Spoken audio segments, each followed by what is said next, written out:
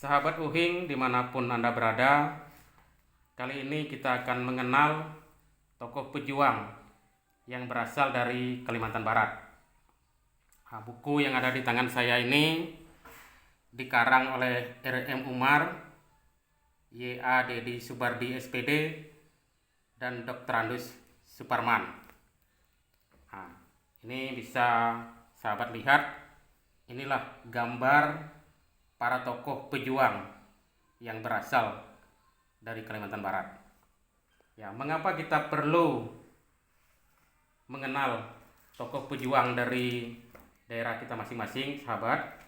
Ini karena para pejuang itu bisa memberi inspirasi bagi kita saat ini dan juga untuk generasi yang akan datang.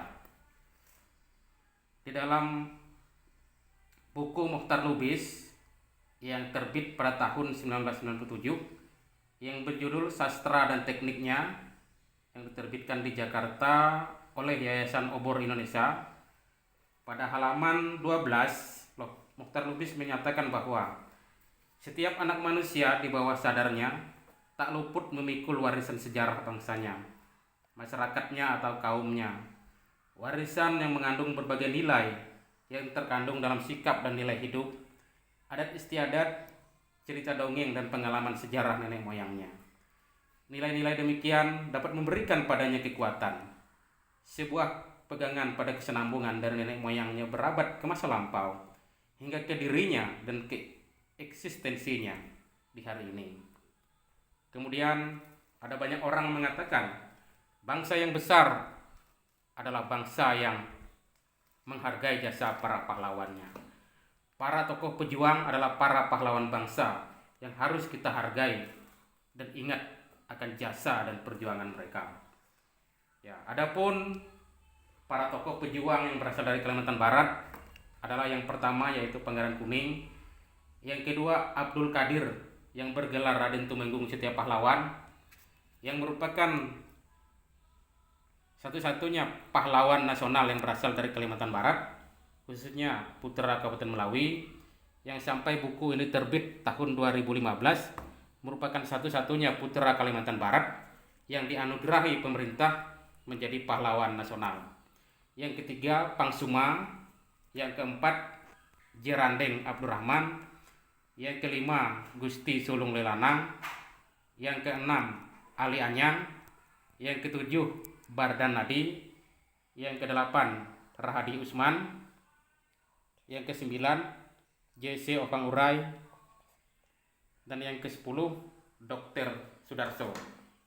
Baiklah sahabat Uhing, sebelum kita lanjut video ini dan sebelum sahabat Uhing lanjut nonton video ini, mohon dukungannya dengan cara like, subscribe, share, dan komen supaya tidak ketinggalan info dan video-video terbaru dari kami. Terima kasih. Baiklah, untuk edisi kali ini kita akan mengenal lebih dekat siapakah Ali Anyang, yaitu seorang tokoh pejuang yang berasal dari Kalimantan Barat. Oke, sekarang kita buka halaman 54 dari buku ini. Inilah dia ya, ini Ali Anyang. Ini bisa sahabat lihat gambarnya di situ. Inilah nama lengkapnya Muhammad Ali Anyang. Ini. Oke. Ali Anyang lahir tahun 1920 dan meninggal pada 1970. Ali Anyang tercatat sebagai perawat di Rumah Sakit Umum Sungai Jawi, Pontianak, ketika memutuskan terlibat dalam perjuangan mempertahankan kemerdekaan Indonesia. Beliau bergerilya di daerah pantai utara atau daerah Kabupaten Sambas, yang termasuk Kabupaten Bengkayang. Sesudah pengakuan kedaulatan Indonesia, beliau menjadi anggota militer aktif. Terakhir, beliau menyumbangkan Dharma Bakti sebagai anggota legislatif daerah. Yang pertama, ke-1, kehidupan, keluarga, dan pendidikan Ali Anyang. Ali Anyang terlahir dengan nama Anjang dari pasangan suami istri. Ayahnya bernama Raka dan ibunya bernama Riang. Ia dilahirkan pada 20 Oktober 1920 di desa Nangamenantak, Kecamatan Ambalau, Kabupaten Sintang, Kalimantan Barat. Kedua orang tuanya hidup sebagai petani sederhana. Anjang atau Ali Anyang merupakan anak kelima dari 7 orang bersaudara. Pada usia 8 tahun, Anjang diasuh oleh keluarga Raden Mas Swadi Joyo Miharjo dan diangkat menjadi anak. Sejak itu nama Anjang berubah menjadi Muhammad Ali Anyang dan menjadi pemeluk agama Islam. Nah, jadi kita harus tahu bahwa orang Dayak itu ada yang beragama Islam, ada yang beragama Kristen, beragama Kaharingan, dan lain sebagainya. Indra Marsuki adalah nama samaran dari Ali Anyang ketika ia berjuang selama masa revolusi kemerdekaan tahun 1945 dan tahun 1949. Ali Anyang menikah tahun 1950 dengan Siti Hajir yang berasal dari Kecamatan Jawai, Kabupaten Sambas.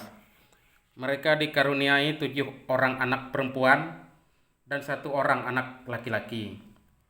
Ali Anyang meninggal dunia pada 7 April 1970 di Singkawang dan dimakamkan di Taman Makam Pahlawan Bambu Runcing, Singkawang. Karena orang tua angkat Ali Anyang punya kedudukan yang cukup terpandang, kepala sekolah milik pemerintah Belanda, ia dapat diterima belajar di HIS, sekolah yang kini dikenal dengan sekolah dasar, khusus untuk siswa dari orang Indonesia yang terpandang, seperti pegawai pemerintah, kaum bangsawan, orang kaya, dan sebagainya. Ali Anyang melanjutkan pendidikannya di sekolah juru rawat di Rumah Sakit Umum milik pemerintah Belanda, CBZ, di Semarang setelah menamatkan HIS. Kemudian bekerja di Rumah Sakit Umum Sungai Jawi, Pontianak. Sekarang menjadi Rumah Sakit Santo Antonius setelah ia selesai di sekolah juru rawat. Yang kedua, Ali Anyang dan penjaga keamanan umum. Jepang menyerah kepada Sekutu pada 15 Agustus 1945. Penjajahan Jepang di Indonesia, termasuk di Kalimantan Barat, pun berakhir. Tentara Jepang yang ada tidak lagi berkuasa. Mereka menunggu untuk dipulangkan ke negerinya. Indonesia memproklamasikan kemerdekaannya pada 17 Agustus 1945. Namun sampai beberapa waktu lamanya setelah itu, pemerintah Republik Indonesia belum terbentuk di Kalimantan Barat. Di pihak lain, pasukan Sekutu yang bertugas mengambil alih sementara kekuasaan untuk memulangkan tentara Jepang belum juga datang di Kalimantan Barat. Tim pendahulu pasukan Sekutu baru tiba di Pontianak, ibu kota daerah Kalimantan Barat, pada 24 September 1945. Tim ini bertugas mempersiapkan kedatangan kontingen pasukan Sekutu yang diberi wewenang mengurus pemulangan tentara Jepang. Secara de facto, terjadi kekosongan atau kevakuman kekuasaan di Kalimantan Barat, termasuk di kota Pontianak. Kondisi umum dalam keadaan tidak menentu, berbagai pihak unsur masyarakat masih belum menentukan sikap. Dalam keadaan seperti itu muncul organisasi yang menamakan dirinya Penjaga Keamanan Umum atau PKO. Pada 27 Agustus 1945, kelompok ini mengklaim sebagai petugas yang menjaga keamanan masyarakat.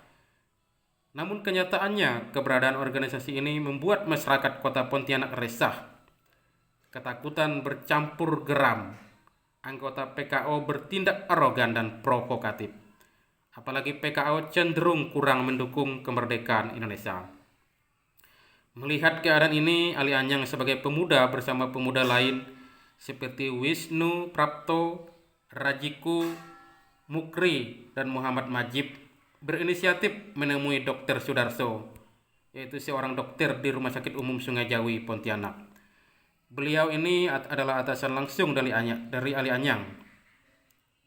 Beliau maksudnya yaitu Dr. Sudarso adalah atasan langsung dari Ali Anyang, sekaligus pemuka masyarakat atau orang yang dituakan ketika itu. Lalu mereka meminta petunjuk dan arahan berkenaan dengan situasi yang ditimbulkan oleh PKO. Para pemuda agaknya sudah tidak bisa menahan diri lebih lama, dan pada 3 dan 4 September 1945 terjadi bentrokan antara pemuda dengan PKO. Korban jatuh di kedua belah pihak. Para pemuda boleh dikatakan berhasil meredam PKO. Beberapa senjata milik PKO dapat direbut oleh pemuda. Yang ketiga, penyerangan Tangsi Nika di Pontianak. Pasukan sekutu dengan diboncengi tentara Belanda mendarat di Pontianak pada tanggal 14 Oktober 1945. Belanda yang ingin kembali menjajah Indonesia bergerak cepat dengan tidak memedulikan protes dan penolakan dari masyarakat Kalimantan Barat yang ingin merdeka. Belanda mengambil alih kekuasaan. Belanda memaksakan kehendak dengan membentuk pemerintahan sipil yang disebut NIKA atau Netherlands Indies Civil Administration di Kalimantan Barat pada 22 Oktober 1945. Dan sejak saat itu secara resmi Kalimantan Barat jatuh ke tangan Belanda. Di bawah rezim NIKA, Kalimantan Barat diberi status keresidenan. Residennya Dr. van der Swart, lengkap dengan perangkat militer, barak asrama. Tentara NIKA di Pontianak saat ini menjadi komplek pertokoan Pasar Sudirman. Ya, barak atau asrama militer kerap disebut Tangsi. Berdirinya rezim NIKA menimbulkan gejolak baru di kota Pontianak, Kalimantan Barat. Di samping penolakan dengan cara damai seperti demonstrasi, rapat umum dan perundingan-perundingan pertemuan, para pemuda berencana melakukan perlawanan bersenjata. Kelompok pemuda yang pernah terlibat bentrok dengan PKO berhasil kembali. Mereka berencana menyerang Tangsi tentara NIKA di Pontianak. Rapat persiapan dilakukan 2 kali, 5 dan 9 November 1945. Pertemuan ini melibatkan juga golongan tua seperti Dr. Sudarso, R. Wariban, Wirasasta, Kasan, Gendon, dan Sukoco Katim. Penyerangan ke Tangsi NIKA bertujuan untuk mendapatkan senjata. Para pemuda mulai bergerak saat tengah malam atau dini hari pada 12 November 1945. Tentu saja pertempuran yang terjadi sangat tidak seimbang. Menjelang pagi hari, para pemuda mengundurkan diri. Korban dari pihak pemuda ada yang gugur, luka berat, dan tertangkap. Sedangkan Ali Anyang ditangkap dan dijebloskan ke dalam penjara Sungai Jawi, Pontianak. 4. Barisan Pemberontak Indonesia Kalimantan Barat yang disingkat BPIKB. Pertengahan Februari 1946, Ali Anyang dibebaskan dari penjara. Selanjutnya pada 24 Februari 1946, Ali Anyang berangkat menyingkir ke daerah pantai utara atau Sambas, Singkawang, Bengkayang. Keberangkatan ini atas perintah Dr. Sudarso dan Sukoco Katim untuk mengobarkan perjuangan dalam bentuk menghimpun dan mengordinasikan kekuatan kaum pejuang. Apalagi kondisi kota Pontianak tidak memungkinkan untuk perlawanan bersenjata. Sahabat, sebentar kita melihat ya, inilah gambar dari Ali Anyang dan teman-teman seperjuangannya ya. Nah, ini gambar mereka. Nah, itu bisa sahabat lihat. Itu Ali Anyang yang duduk di tengah ya. Nah, itu dia bersama dengan kawan-kawan seperjuangannya. Oke, kita lanjut kembali. Ali Anyang menggunakan nama samaran yaitu Indra Marsuki, ditemani Syarif Muhammad dan Jainuddin Effendi. Memulai perjalanan dengan terlebih dahulu mampir di Mempawah. Di tempat ini Ali Anyang bermaksud untuk menemui tokoh pejuang Muin Ahmad, akan tetapi tokoh ini sudah ditangkap oleh NIKA bersama pejuang-pejuang lainnya. Ali Anyang melanjutkan perjalanannya untuk menghindari penangkapan. Sesampainya di Singkawang, Ali Anyang mendapati telah terbentuknya organisasi perjuangan Barisan Pemberontak Republik Indonesia atau yang disingkat BPRI pada November 1945. Penasihat BPRI Dr. Salekan, Komandan Wan Abbas Mansur. Kehadiran Ali Anyang dimanfaatkan oleh BPRI untuk menunjuk beliau sebagai komandan pemberontakan di Kalimantan Barat. Ali Anyang tidak menetap di Singkawang. Beliau lantas ke Bengkayang dan membentuk Barisan Pemberontak Indonesia Kalimantan Barat (BPIKB) tanggal 1 April 1946. Pimpinan inti BPIKB meliputi penasihat Dr. Sudarso dan Sukoco Katim, Komandan Ali Anyang, Wakil Komandan Bambang Ismoyo, Ajudan Tilah Wijaya, Kepala Staf Ali Barudin. BPIKB juga melakukan kontak serta menjalin koordinasi dan kerjasama dengan organisasi pejuang di daerah Kabupaten Landak, organisasi perjuangan Geram, termasuk dengan BPRI Singkawang. Kesemua organisasi ini sepakat untuk saling mendukung dan bahu-membahu dalam berjuang. Semula BPIKB berencana akan menyerang tangsi tentara Nika di Bengkayang pada 31 Agustus 1946. Namun penyerangan dibatalkan karena kota Bengkayang dijaga ketat tentara Nika. Ini di luar perkiraan, padahal para pejuang sudah siap.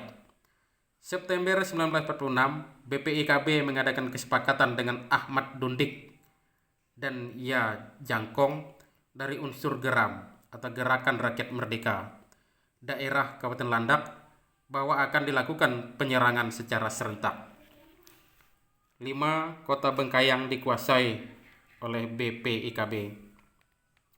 Dalam bulan September 1946 itu pula, Ali Anyang semakin intensif mematangkan rencana penyerangan tangsi tentara Nika di Bengkayang. Penyusunan rencana ini melibatkan pejuang yang ada di Bengkayang, seperti Dahlan Saleh, Yakob Ahmad, Ali Barudin. Penyerangan terlaksana pada tengah malam 8 November 1946. Tangsi tentara Nika di Bengkayang dapat direbut oleh laskar BPIKB. Otomatis kota Bengkayang pun dapat dikuasai. Pada tengah malam itu juga dilakukan pengibaran bendera merah putih oleh Dahlan Saleh, tempatnya di halaman tangsi tentara Nika di Bengkayang, dengan merobek warna biru bendera Belanda untuk dijadikan merah putih.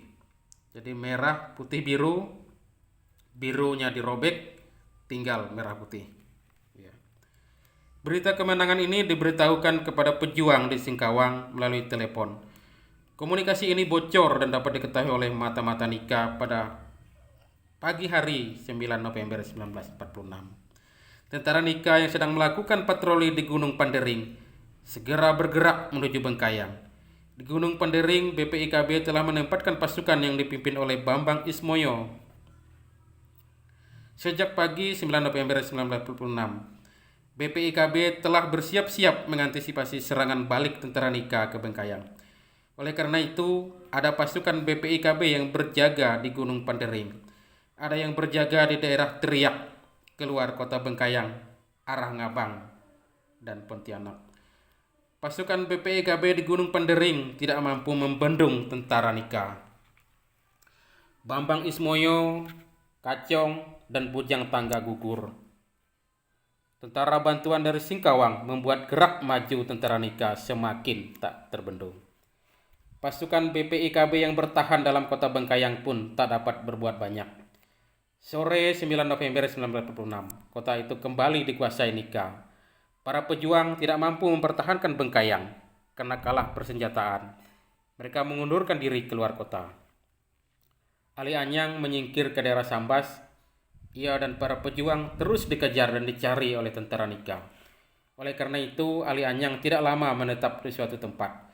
Setelah meloloskan diri dari Bengkayang, Ali Anyang menuju kampung Sempadian, kemudian menyingkir ke kampung Sempiriuk.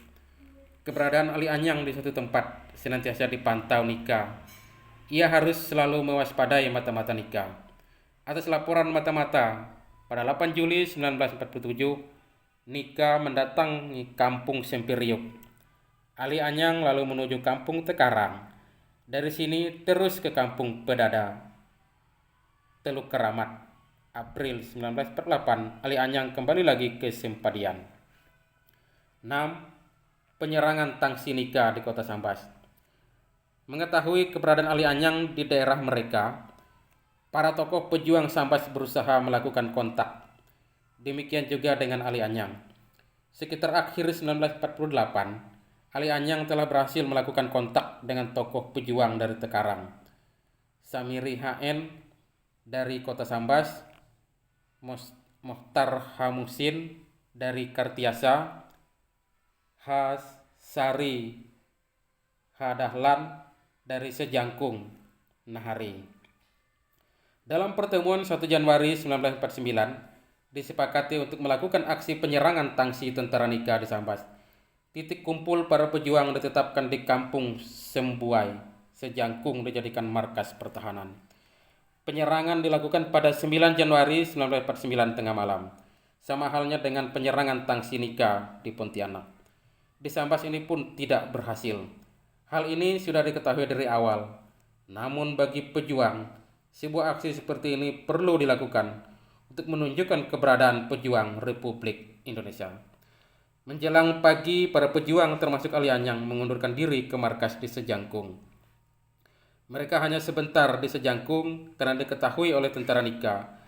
Para pejuang mundur ke Sendoyan.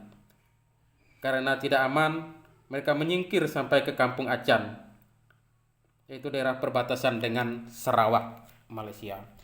Di sini para pejuang sempat kontak senjata dengan tentara Nika yang terus mengejar mereka pada 8 Januari 1949. Kegiatan gerilya diteruskan di Gunung Serantak atau Gunung Rasau, Kampung Sematan, lanjut ke Teluk Serabang. Di sini para pejuang berhadapan dengan patroli tentara Inggris dari Sarawak. Ali Anyang dan rombongan pejuang Sambas pindah lagi ke daerah Tanjung Dato, ke Camar Bulan atau Temajo. Di Camar Bulan mereka masih melakukan kontak tembak dengan tentara Nika pada 20 Maret 1949. Setelah terjadi perundingan Rumroyen, disusul dengan konferensi meja bundar atau KMB, barulah tentara Nika berhenti mengejar para pejuang. Ketujuh, pengabdian terakhir sebagai anggota legislatif.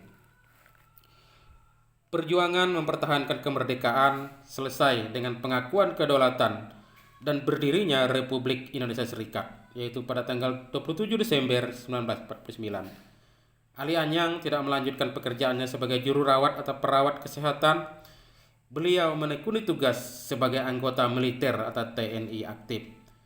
Ali Anyang pernah bertugas sebagai anggota TNI di berbagai daerah di Indonesia. Kembali ke Kalimantan Barat pada Oktober 1961, Ali Anyang dilantik menjadi anggota Dewan Perwakilan Rakyat Daerah Gotong Royong atau DPRD GR Provinsi Kalimantan Barat. Beliau mewakili unsur veteran. Pengabdiannya di DPR GR Provinsi Kalimantan Barat berakhir pada tahun 1967. Selanjutnya beralih ke DPRD GR Kabupaten Sambas. Pada saat meninggal, Ali Anyang menjabat Ketua DPRD GR Kabupaten Sambas yang pada saat itu beribu kota di Singkawang. Baik, ya demikian sekilas kisah dari Ali Anyang, yaitu seorang tokoh pejuang dari Kalimantan Barat. Baik, sahabat Uhing dimanapun Anda berada, seperti kita ketahui, ya, para generasi muda harus tahu dan harus mengetahui asal-usul sejarah suatu bangsa, suatu kaum, dan orang-orang terdahulu mereka, baik itu dari sukunya sendiri ataupun dari berbagai daerah yang ada di Indonesia, sebagai untuk meraih kekuatan dan juga untuk menjadi suri teladan dan pedoman bagi mereka hari ini dan di hari yang akan datang. Karena seperti pesan Mohtar Lubis tadi mengatakan bahwa setiap anak manusia di bawah sadarnya, dia tak luput memikul warisan sejarah bangsanya, masyarakatnya atau kaumnya. Warisan yang mengandung berbagai nilai yang terkandung dalam sikap dan nilai hidup, adat istiadat, cerita dongeng dan pengalaman sejarah nenek moyangnya. Oleh karena itu, nilai-nilai demikian dapat memberikan padanya sebuah kekuatan, sebuah pegangan pada kesinambungan dari nenek moyangnya berabad di masa lampau hingga ke dirinya dan eksistensinya di hari ini. Dan juga Sebagai bangsa yang besar, kita harus menghargai jasa para pahlawan kita. Kita akan menjadi besar jika kita menghargai pahlawan bangsa kita, dan jikalau kita tidak menghargai jasa pahlawan kita akan menjadi bangsa yang kecil, bangsa yang kerdil di tengah percaturan bangsa-bangsa di dunia ini. Demikian video kita kali ini. Terima kasih sudah menyaksikan video ini. Selamat malam dan salam sejahtera untuk kita semua.